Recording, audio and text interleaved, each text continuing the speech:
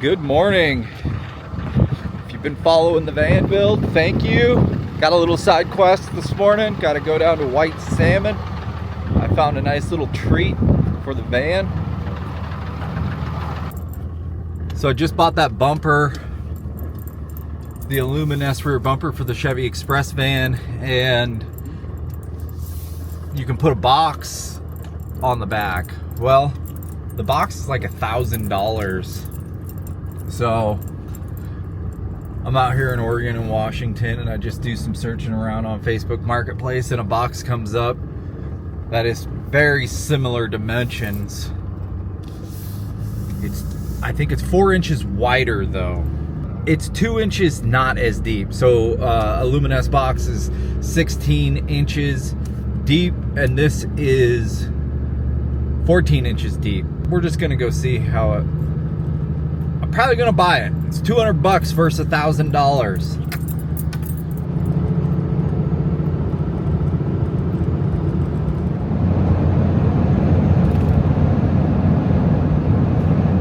It is just so windy all the time here.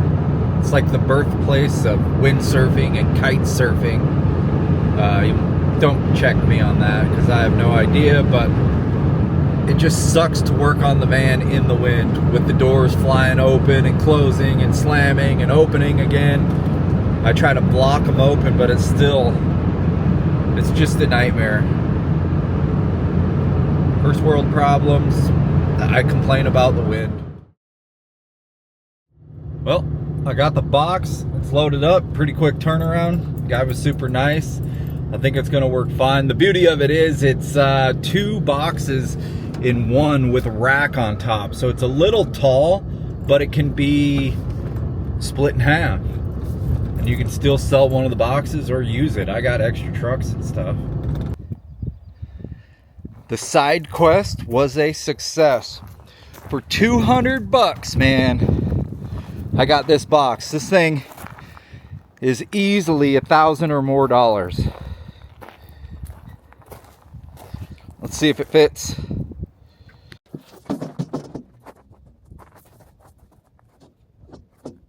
What do you think about that?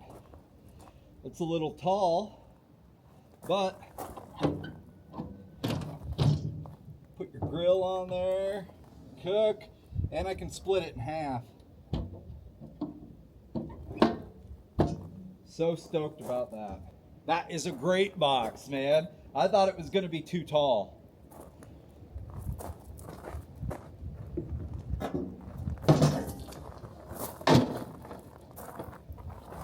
Yes! All right, though. No more side quests. We have to get this wiring done. I still got that pinched nerve. Whatever. All right. To tackle that madness, we're almost there where that box and that whole wiring setup is taken care of. And then I can start getting in there and putting in switches. But I got nowhere to mount the switches. So, wires, inverter, and then we're going to move on to the countertops. Back to the wiring, and I kind of want to explain what's going on here because I never did yesterday. I put these batteries in parallel. I ran my negative, my ground, down to this shunt. The shunt is my battery monitor. It'll tell me how much battery percentage I have left. That negative now goes from here to the bus bar. The bus bar is just like the one big spot for all the grounds. I got a ground that goes back down to the chassis. I have a ground that comes, this wire will go up to the inverter because it has to be grounded as well. And then this wire comes from the 40 amp DC to DC charger. Now, on my positive side, I have this positive going down here, and that will go to this circuit breaker, which then goes to the bus bar. That way, if anything in between the batteries happens, it'll trip that breaker with any luck. And I'm sure there's some real electricians out there that'll be like, no, you did it all wrong. I got this little wire here This goes down to the shunt, and that, I'm not sure how the shunt works, but that is what tells me on my battery monitor how much battery is left. This right here comes off the negative and the positive, and this will be my shore power. And my shore power, which I'm not sure this is 100% correct, is nothing more than a 20 amp lithium ion battery charger that I just plug in here. For my next positive wire, this one goes up here to another circuit breaker to the bus bar. That comes from my 40 amp DC to DC charger. The whole van's a mess, but whatever. This is the DC to DC charger. So down here, that comes from my battery, basically my alternator, and that would be up there connected to a 320 amp Tucson alternator into this 40 amp Renogy DC to DC battery charger. I have this thing set for lithium ion phosphate, and I have these wires. These are the ones that go back there to the circuit breakers and the ground and the two bus bars. I hope that makes sense to you, because it doesn't make any sense to me. It's kind of crazy that I wired that up. Keep your fire extinguisher handy. Next will be this fuse panel. I had an original here. It was a 6. I've overdone it, so now we have more. We got more lights going in. We have more like little USB ports, and I would like to be able to add, I believe this is a 12, and we're going to install that right now.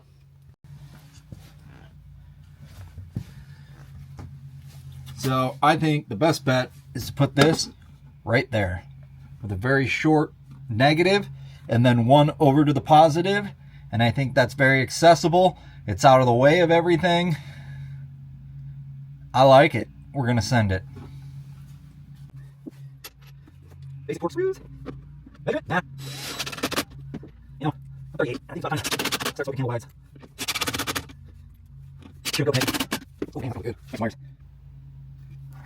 I have no idea what gauge wire this is, but it's a lot bigger than the small stuff, so it should be able to handle everything. We don't need much.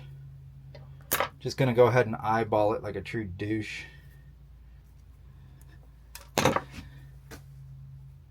Yeah, that's a pretty good size gauge wire for what we're going to use it for. That should be able to handle everything that's all 12 volt. I made all of my wires with this clamp from Amazon. That's all you need. That, these cutters, and like a $7 wiring kit from Amazon, which has all the shrink wrap and all the connections that you need. Very cheap.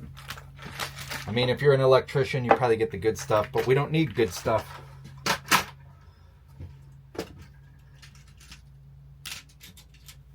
I've been to Asia. All this stuff is from China. That will work. I'll crimp that on there and I'll shrink wrap it. Ooh, a little too hot.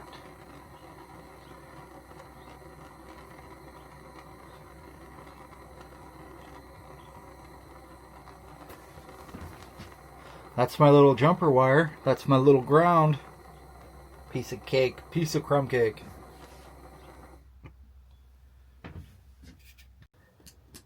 Hopefully that breaker's off. But if it isn't, I guess we'll find out.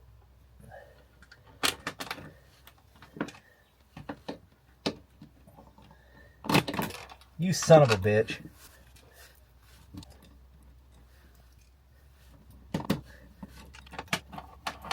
Like that around.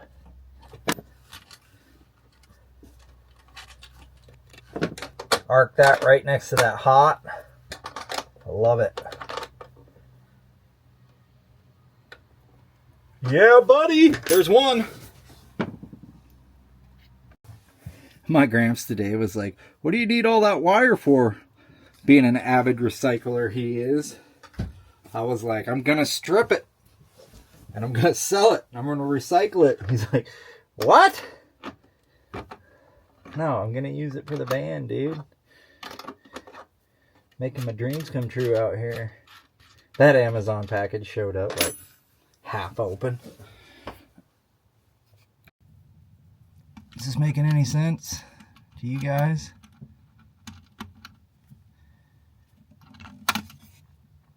Ooh, we maybe went a little long with that one. Whatever. You know how we fix that, right? I'll show you.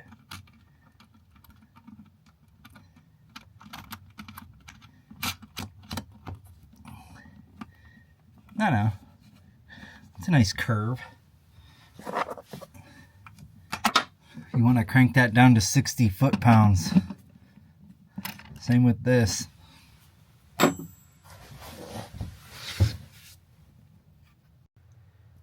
There we have it.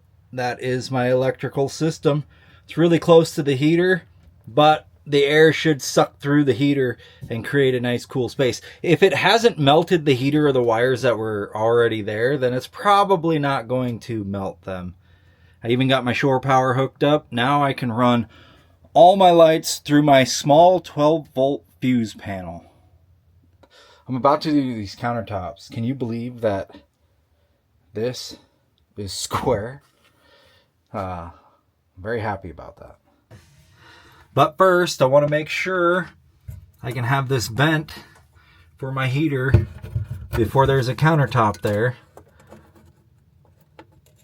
set up. And I might make a little box that goes around it to keep heat away from it, and or just completely keep the heat out of this cavity the best I can. My theory is 2 screws are going to hold that on there plenty good enough that if I have to get in here and take it off, I can get it.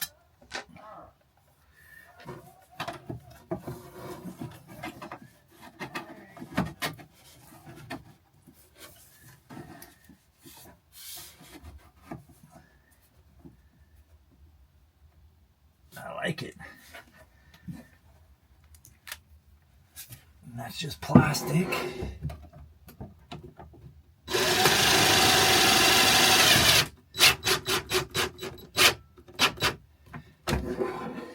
It don't get hot enough to melt the plastic, so What's that? I'm talking to myself.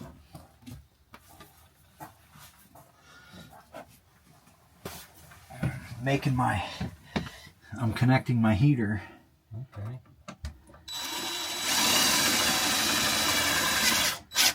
Yeah, if you want those little ties, I'll stop and get another little box of them.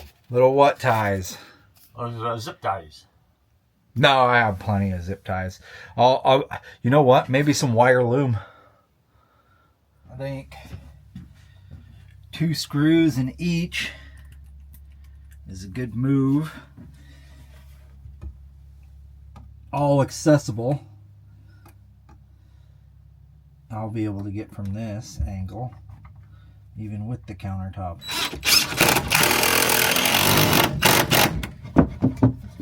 Ooh. Well, that'll be clunking around, driving me insane. Got to wire up this fridge. You can't forget this stuff. When the countertop's on, you got no access. And I want to leave it to where I can get in and out just in case I have to take it out. But if I have to, basically the countertop's coming off, which should be easy to do, but there's going to be a sink in here and yada, yada, yada, yada.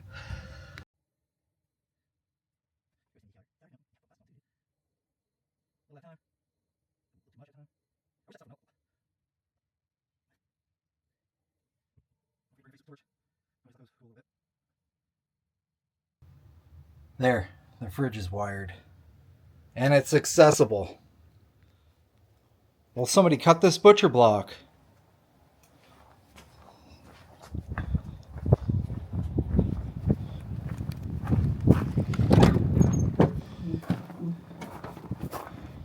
What do you guys think?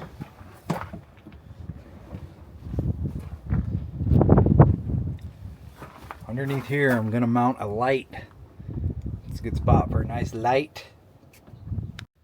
The countertops are cut, and I'm gonna say that I love them.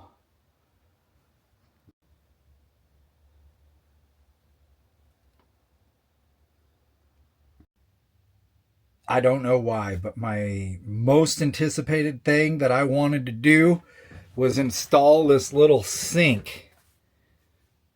And I'm so excited about it. So let's get to cutting away. We better measure it.